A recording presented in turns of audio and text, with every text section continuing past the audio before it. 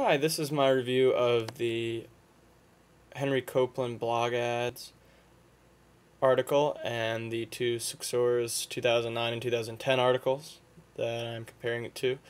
And I thought Henry Copeland had a lot of incredible insight for as far back as he was writing this article. It wasn't until I got to the end of the article and he mentions something about the future in 2007 that I had to scroll back up and look and notice that he actually wrote this in 2002, which was incredible considering how spot on I think he was with the importance of blogs and social networking in reaching people and getting messages across. And he begins talking about the difference between a site like NewYorkTimes.com and blogs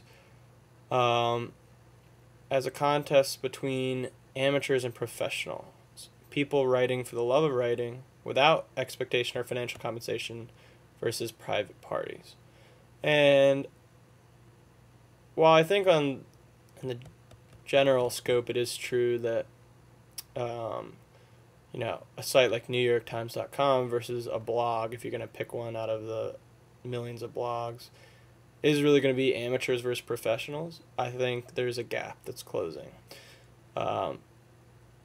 And that, a lot of people are really good at writing about things they're passionate about and about getting messages across. And we've seen blogs and social networking become more and more important to these private parties such as New York Times and other corporations that want to reach out and now get their advertising through these companies or through these bloggers. Henry Copeland talks about how a newspaper or TV station with 10 viewers has only 10 connections, but a blogger read by 9 other bloggers has a network of up to 45 direct human relationships, and if you have 1,000 bloggers reading, you're generating more communication value than 100,000 readers.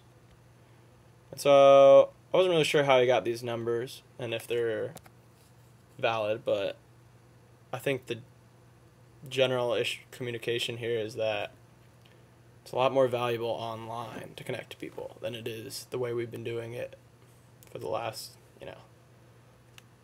several decades, which is just TV and newspaper.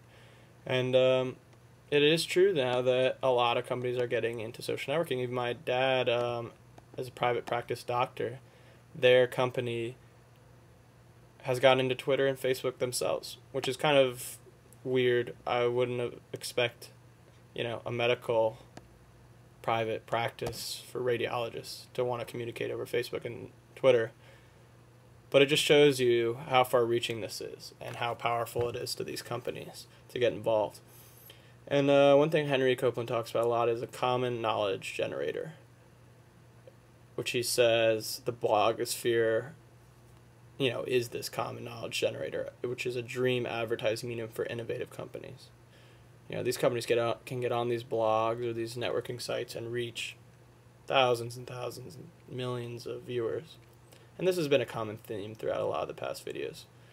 But when looking at the Successors articles from 2010 and 2009, it's just reinforcing that everyone has hopped on this. What Henry Copeland was saying in 2002 is true today, that blogging and social media are influencing many professional fields, and if you can find this common knowledge between people, they will read your site and they will get invested. You look at Twitter's like The Real Shaq, he's funny, and a lot of people like funny things, and so he's able to just connect with people just based off humor and influence people in a lot of ways that they are and are not aware of.